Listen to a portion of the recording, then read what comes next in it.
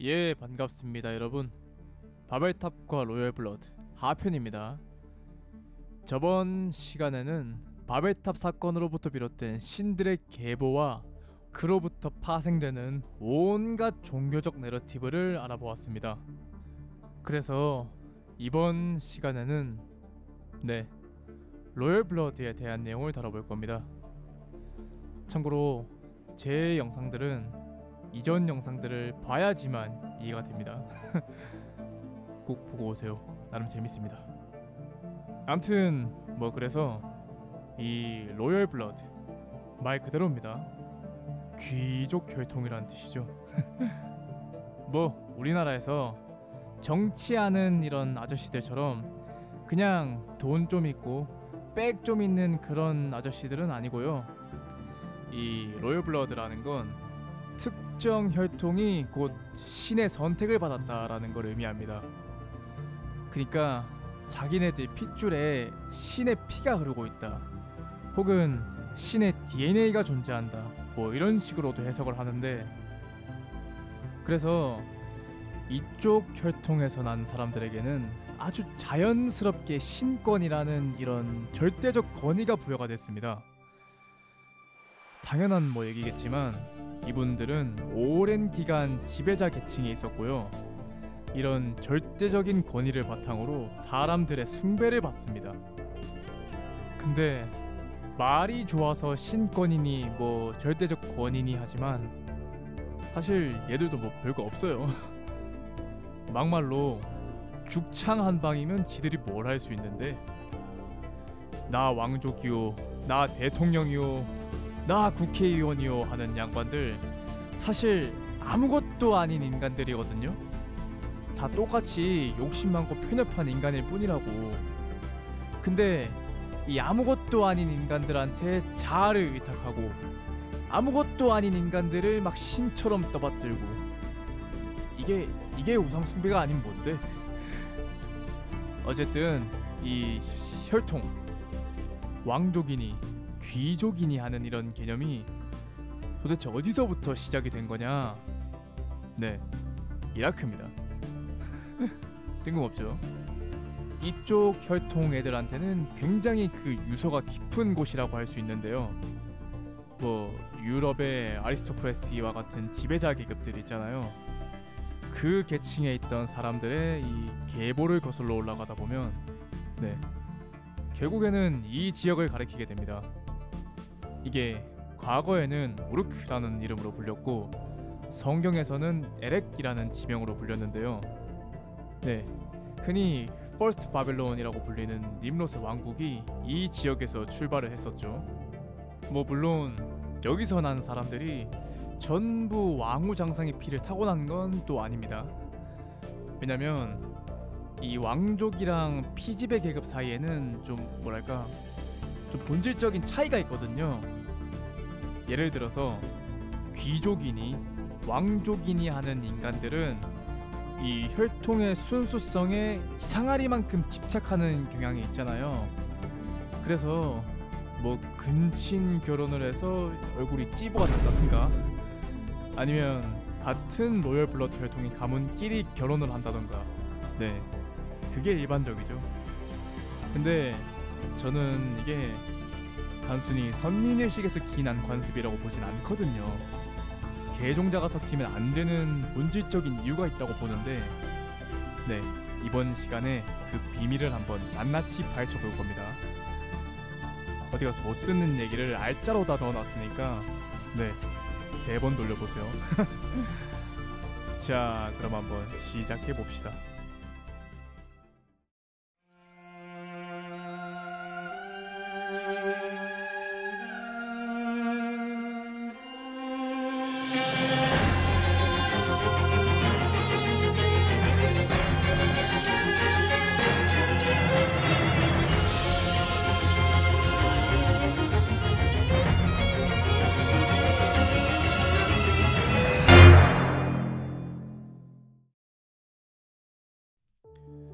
여러분, 이게 뭘까요? 뭔가 뱀도 아니고 그렇다고 인간도 아닌 무언가가 자기랑 똑같이 생긴 애한테 젖을 물리고 있는 걸로 보이죠. 네, 이건 수메리안 신화에 등장하는 남무와 엔키라는 신을 형상화한 겁니다. 참고로 엄마가 남무고 아들 레미가 엔키예요. 헷갈리면 안 됩니다. 암튼 이 남무라는 신은 말이죠, 수메리안 신화에서 모든 것의 어머니격 되는 신입니다. 이 압스라고 불리는 원시 바다에서 생명을 창조한 여신이라고 하고요. 그녀의 모습은 거대한 반인반사, 그러니까 뱀과 인간의 하이브리드로 묘사가 됩니다. 뱀과 인간의 하이브리드라, 뭔가 딱 떠오르죠? 네, reptilian. 네, 굉장히 스테디한 음모론이죠. 음모론하니까 말이 좀 이상한데. 암튼 제가 이 로열 블러드 혈통을 설명을 좀 하기 위해서는 이 reptilian에 대한 이야기를 반드시 베이스로 깔아야 되거든요. 그래서 일단 이 reptilian이라는 게 도대체 뭔지 한번 짧게 설명을 드리겠습니다. reptilian 이론은요, 고대로부터 지구에 존재해온 파충류형 외계인들이 인류를 지배 및 착취를 하고 있다는 겁니다. 대충 내러티브를 좀 보면 파충류 형태의 외계인들이 왕족이나 귀족 같은 엘리트 계층으로 위장을 해서 이 인류의 운명을 자체적으로 조작하고 또 조종해 왔다는 건데요. 네, 그래서 로열 블러드 라인이니 비밀 결산이 하는 키워드에 꼭 빠지지 않고 등장하는 게 이 reptilian 내러티브입니다. 물론 저는 이런 식의 내러티브를 지지하지는 않습니다. 이유야 뭐 잘 아시겠지만 이런 것들은 그냥 일종의 노이즈거든요. 누가 봐도 말도 안 되는 레퍼런스를 아주 체계적으로 양산해서 사람들의 이 어텐션을 흩어버리는 겁니다. 뭐 예를 들어서 제가 만약에 특정 권력 계층이 인류를 컨트롤하고 있다고 막 얘기를 하고 있다 쳐요. 근데 어떤 아저씨가 갑자기 제 옆에 와서 얘들은 파충류 형태 외계인입니다 이렇게 얘기를 해. 그러면 그게 그 모멘텀이 깨져버리는 거예요. 야, 이걸 누가 믿겠냐고 이거를. 근데 여기서 조금만 더 파고들잖아요. 그러면 뭐 고도화된 외계 종족이 인간을 창조했다느니, 걔네들이 인류의 유전자를 조작했다느니 하면서 온갖 판타지스러운 이론들이 막 나옵니다. 제가 따로 좀 찾아봤는데요, 제카리아 시치인이라는 메이슨 학자가 있습니다. 암튼 이 사람이 쓴 책 중에 지구연대기라는 책이 있는데요, 책의 내용이 수메리안 신화에서 파생된 외계 종족에 대한 이야기입니다. 대충 좀 요약하면 이런데요, 수메르 신화의 신들인 아눈나키는 사실 니비루라 불리는 행성에서 온 외계 종족이며, 이들 아눈나키는 지구의 자원을 채취할 목적으로 인간을 창조했다고 합니다. 그리고 이것이 전승으로 남은 형태가 바로 수메리안 신화라고 하네요. 네, 터무니없는 소리죠. 외계인이 인간을 만들었다고? 그럼 걔들은 누가 만들었는데? 암튼 본론으로 돌아와서 제가 왜 reptilian 얘기를 꺼냈냐면요, 이 reptilian이 실제로 존재하느냐 뭐 존재하지 않느냐의 프레임으로 보면 이건 분명히 패급 이론이 맞습니다. 뭐 애초에 양떼들 속이려고 만든 이야기니까 뭐 당연한 거겠지. 근데 reptilian의 존재 여부가 아니라 인간과 파충류의 하이브리드라는 맥락에 집중하면 네, 생각보다 가치가 있는 이론입니다. 잠깐 쉬었다 갑시다.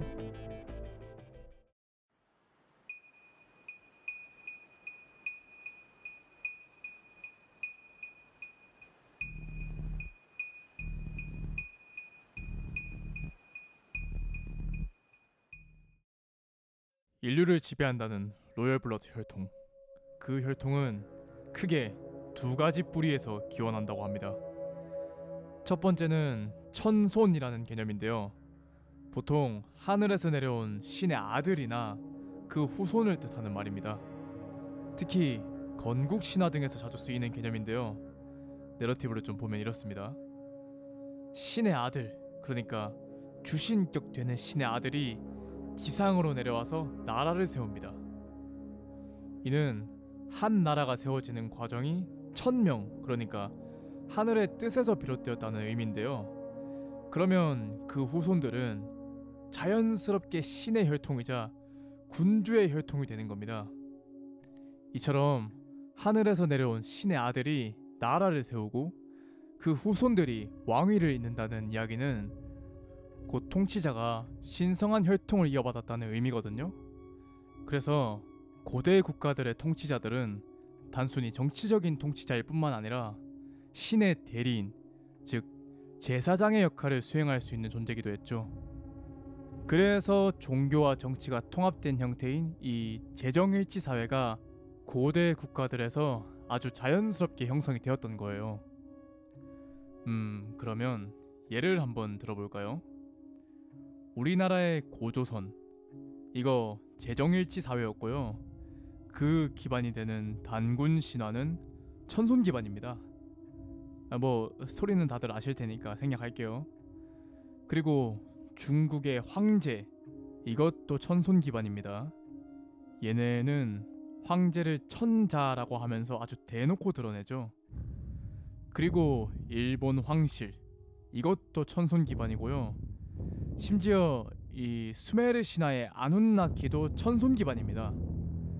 안이라고 불리는 최고 신의 아들들을 아눈나키라 불렀거든요. 물론 각 문화권마다 세부적인 차이는 존재하겠죠. 근데 이 전 세계적으로 전승되는 거의 모든 신화를 보면 이 하늘에서 땅으로, 위에서 아래로 내려왔다는 공통된 맥락을 가진다는 겁니다. 땅에서 솟았다는 건 거의 없어요. 전부 하늘에서 땅으로 내려옵니다. 왜일까요? 왜 항상 위에서 아래로 내려와야만 하는 걸까요? 제가 지금부터 그 해답을 제시해 드리겠습니다. 천손 강림, 그러니까 최고 신의 아들이 하늘에서 땅으로 내려왔다는 이 내러티브의 원형은 성경의 타락천사입니다. 성경에서 천사라는 존재는 보통 하나님의 아들들로 불리는데요. 제가 거인 관련 영상에서도 얘기했지만 이 하나님의 아들들이 지상으로 내려와서 인간 여자와 관계를 맺고 네플림이라는 존재를 낳았습니다. 네플림들은 하나님의 아들들의 후손이었기에 마찬가지로 천손, 즉 하늘의 자손으로 여겨졌고요.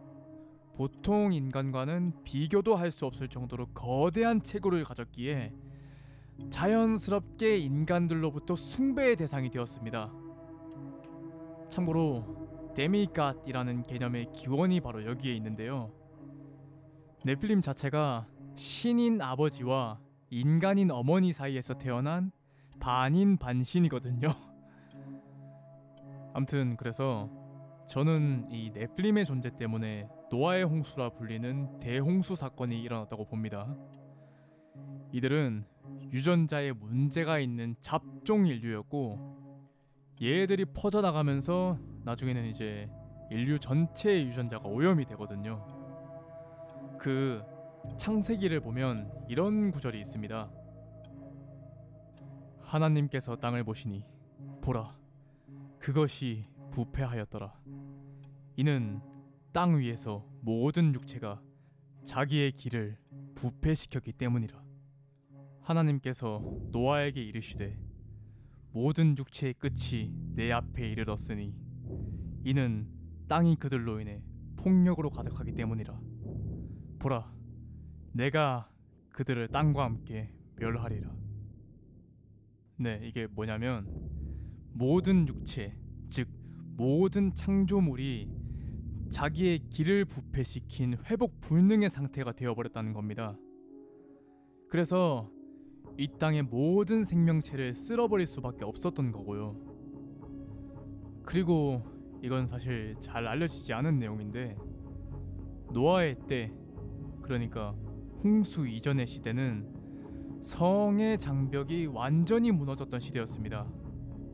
뭐 동성연애, 수간, 난교와 같은 온갖 잡스러운 성행위가 만연했던 시대였고 타락천사들로부터 전수된 유전자 조작 기술들이 그 꽃을 피우던 시대였습니다.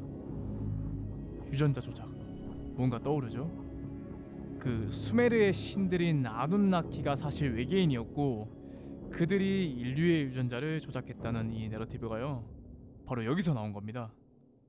참고로 에녹서에 의하면 이 타락천사들이 전해준 기술들이 엄청나게 많았다고 하는데요. 뭐 유전자 조작부터 해서 금속 공예, 무기 제작, 점성술, 심지어 화장 관련 기술도 전수를 해줬다고 합니다. 오, 화장이 꽤나 유구한 역사를 가지고 있었네요.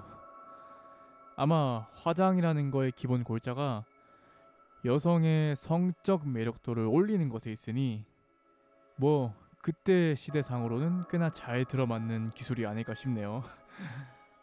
그래서 저는 이 홍수 이전의 시대가요, 우리들의 생각과는 전혀 다른 느낌이었을 거라고 생각을 합니다. 일단 기본적으로 생물의 유전자 풀이 굉장히 난잡했고 실제로 뭐 유니콘이라든지 이너라든지 뭐 켄타우로스와 같은 유전자 조작 생물체들이 번성했을 거라고 저는 생각을 해요. 그 사람의 상상력이라는 것들 중에요, 실제 상상인 건 거의 없습니다. 어떤 영적인 상징이거나 아니면 실제 과거에 있었던 일이거나 둘 중 하나예요. 그리고 이건 여담인데 홍수 이전의 시대는요, 그들 기준에서 황금 시대, 즉 골든 에이지로 불린다고 하네요. 골든 에이지, 뭔가 딱 떠오르죠? We're going up, up, up, it's our moment. You know together we're growing. Gonna be golden. 아, 얘들이 이렇습니다. 그리고 이 성경을 보면요, 하나님이 노아의 홍수 이후로 다시는 물로써 혹은 홍수로서 세상을 멸하지 않겠다고 직접 약속을 한 내용이 있습니다. 그 약속의 상징이 바로 무지개거든요. 무지개. 근데 얘네들은 그걸 LGBTQ의 상징으로 쓰고 있죠. 아니 뭐 그때가 그립기라도 한가? 그래서 인간들한테 막 이런 거 꽂는 건가? 난 잘 모르겠네.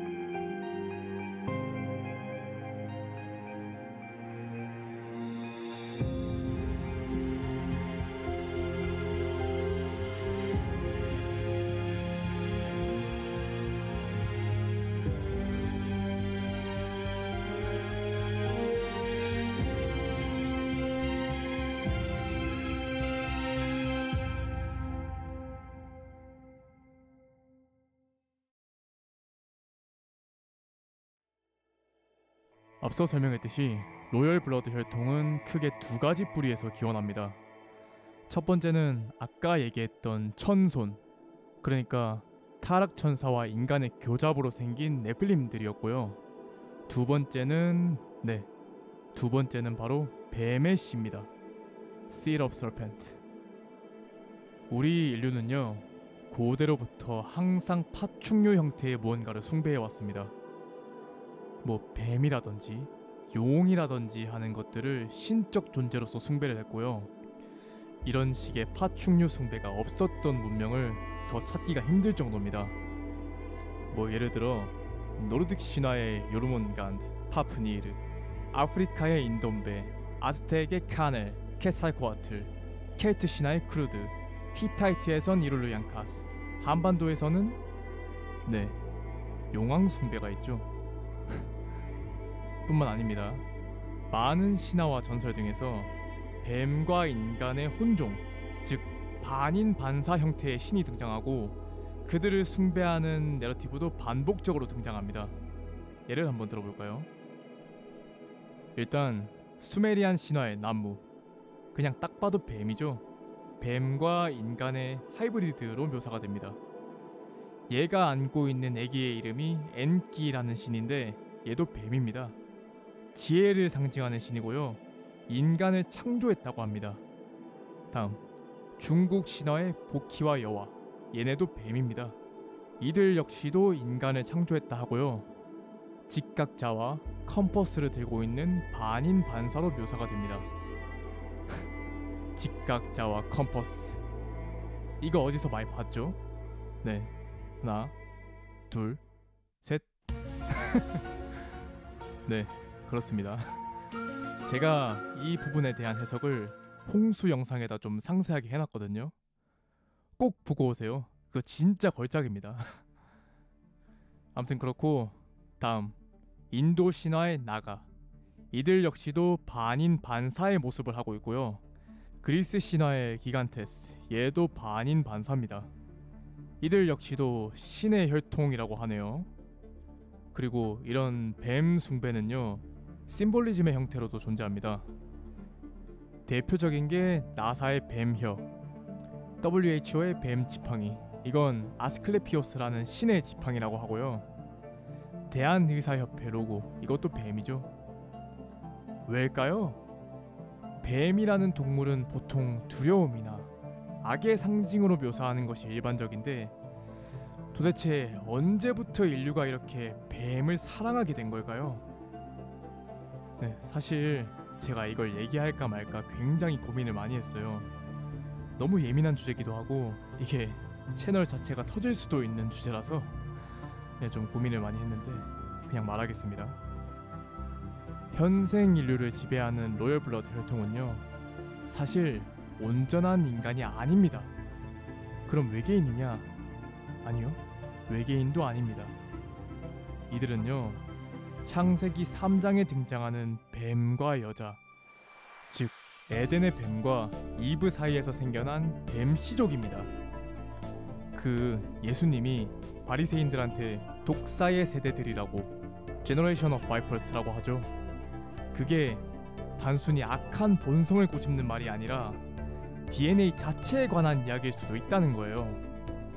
물론 학계에서는 이 뱀의 씨앗이 생물학적 후손이 아닌 단순히 영적 후손일 뿐이라고 하지만, 글쎄요, 저는 둘 다라고 생각합니다. 성경에서 세대, 그러니까 이 제너레이션이란 단어는요, 대부분 육적인 혈통이나 그 후손들을 의미하는 단어로 쓰입니다. 아담의 자손이면 아담의 세대들, 노아의 자손이면 노아의 세대들, 뭐 이런 식으로 쓰이는데, 유독 이 독사의 세대들이라는 구절만 길을 쓰고 부정을 하거든요. 불경스러운 이단교리라고 아예 입 밖으로 꺼내지도 못하게끔 프레이밍이 되어 있는데, 네, 이제부터 제가 그 이유를 한번 설명을 드릴게요. 그 창세기 3장을 보면 이런 구절이 있습니다. 주 하나님께서 뱀에게 이르시되, 네가 이 일을 행하였으니 네가 모든 가축들과 들의 모든 짐승보다 더 저주를 받아 배로 다니고 평생토록 흙을 먹을지니라.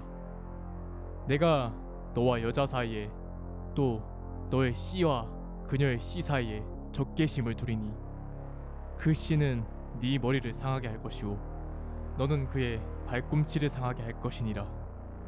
네, 이 구절을 보면 하나님이 뱀의 씨와 여자의 씨라고 하면서 일종의 씨앗 전쟁을 선포했던 바가 있습니다. 일단 제 생각에는요, 선악과 사건 당시에 그 모종의 어떤 이유로 뱀의 씨가 이브에게로 들어갔다고 봅니다. 그게 아니라면 뜬금없이 씨앗에 관한 이야기가 나올 리가 없겠죠. 어쨌든 남편인 아담을 놔두고 뱀의 씨를 잉태한 이브는요, 네, 제가 봤을 때 이거는 인류 최초의 간음 사건이라고 봅니다. 기본적으로 이 크리스천 교리는요, 간음이라는 행위를 엄청나게 무거운 죄로 다루고 있잖아요. 저는 그 이유가 아마 이것 때문이지 않을까라는 생각입니다. 아무튼 그렇다면 이 독사의 자식들, 뱀 시족에 해당하는 인간의 생물학적인 시조가 있을 거 아니에요. 그게 누구냐? 네, 카인입니다. 이 이브가 선악과 사건 직후에 나온 첫째 아들이자 질투 때문에 동생인 아벨을 죽였던 인류 최초의 살인자죠. 만약 이 선악과 사건 당시에 뱀의 씨가 실제로 잉태가 되었다고 가정을 한다면 당연히 그 첫째 아들인 카인이 뱀의 씨였다고 보는 게 타당하겠죠. 네, 이런 맥락에서 본다면 카인은 파충류와 인간이 하이브리드된 최초의 인간이자 성경의 뱀, 그러니까 사탄으로부터 난 신의 혈통이라고도 볼 수 있는 겁니다. 즉 카인은 인류 역사에서 첫 번째 천손임과 동시에 첫 번째 반인 반사인 존재였단 말이에요. 뭐 뱀 숭배라든지 뭐 반인 반사 형태의 신을 숭배하는 거라든지 하물며 천손이라든지 하는 것도 알고 보면 전부 이 카인으로부터 파생됐다는 거예요. 우리 인류가 왜 고대로부터 뱀을 숭배하고 왜 반인 반사 형태의 신을 숭배했던 건지 이제 조금 이해가 되시죠?